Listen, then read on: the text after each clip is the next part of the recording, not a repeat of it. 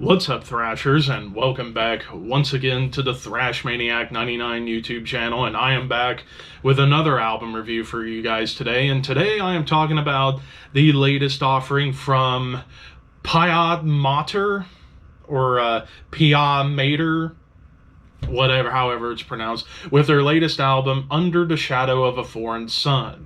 This also came out on July 5th, this time on Code 666 Records, and this is their third album overall, and for those who don't know, this is a Brazilian-based progressive death metal band, and I got interested in checking this out courtesy of Metal Archives, looking up like, okay, what's coming up, and I do love death metal, and I do love prog. This band mixes them both. I'm curious to hear what it sounds like.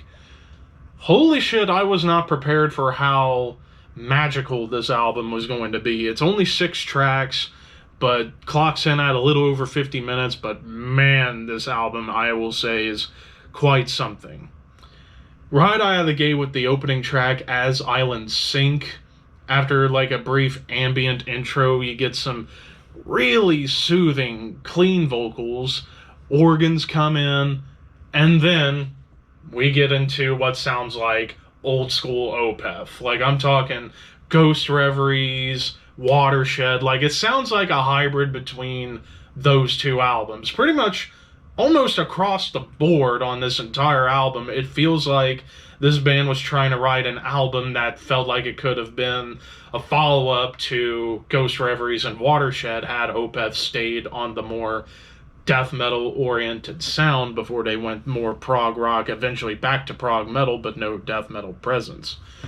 But yeah, this track, the drum work, pretty much starting with this song across the board, the drum work is just excellent. The riff writing's amazing, and it just really fits in with that old Opeth vibe, especially on this track. And then immediately with the growled vocals, there are moments where it does sound like Michael Ockerfeld, but also sometimes feels like it sounds like Nick Holmes from Paradise Lost and Bloodbath, almost like he's trying to go for a hybrid between the two, and sometimes like he'll get a little raspy and like higher growls and screams at times to kind of feel like more Nick Holmes style. But yeah, in this song, great swings that continue that old Opeth vibe. And of course, one of the big strengths of this album, and it's showcased here on this opening track, the way that they'll soothe some sections out to like calm it down, but the drums kind of build tension. And also, while the drums are building tension, great clean guitar harmonies. Then Fallow Garden, and this one starts off with a clean melody, and then you get one of the big sneak attacks, the saxophone, and the saxophone comes in a couple of times on this song, like here in the beginning, along with some heavy riffs and drum work. But then you even get a sax solo towards the end before the guitar solos come in. But this song has some like lumbering grooves, some tremolo riffs, even dissonant melodies, and this is where another band influence comes in, Mastodon. When it gets into the more atonal riffs or dissonant melodies, feels very much like Mastodon. And the chorus on this track, maybe the biggest and best chorus on the entire album, because man, the clean vocals are just flying on this album. And then there's even blast beats and tremolo melodies that almost give it a bit of a black metal vibe, just a little bit. And it's brief, but you do, of course, across the entire album get like those proggy off-time drums. And suddenly it gets really moody before the sax solo comes in. Macaw's Lament, clean interlude. It was solid, but I think it could have been integrated into a song that comes in later on the album, and I think it would have fit in pretty well. Infringes starts off with this heavy progression with a cool melody and that dissonant melody, again, that feels a lot like Mastodon. And this is actually one of the more doomy tracks of the album. Like, it's pretty slow, and it's really building up a mood, building up tension.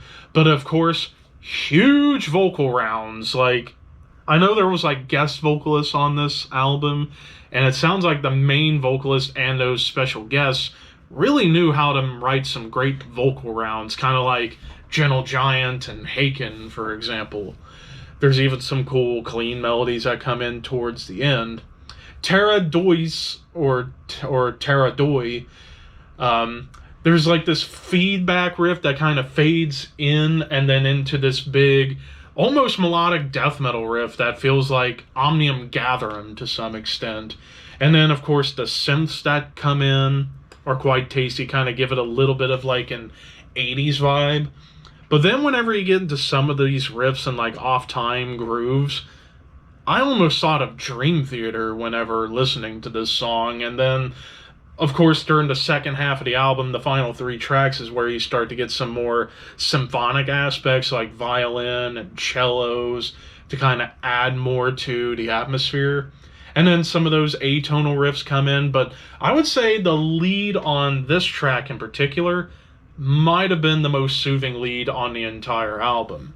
And then the final track, Canicula, this one was largely like a big vocal showcase. Like, it's driven by acoustic guitars, flutes, suspenseful atmosphere, violin, and cellos, almost like a Disney film, like a dark moment or suspenseful moment in a Disney film, but it's all clean vocals.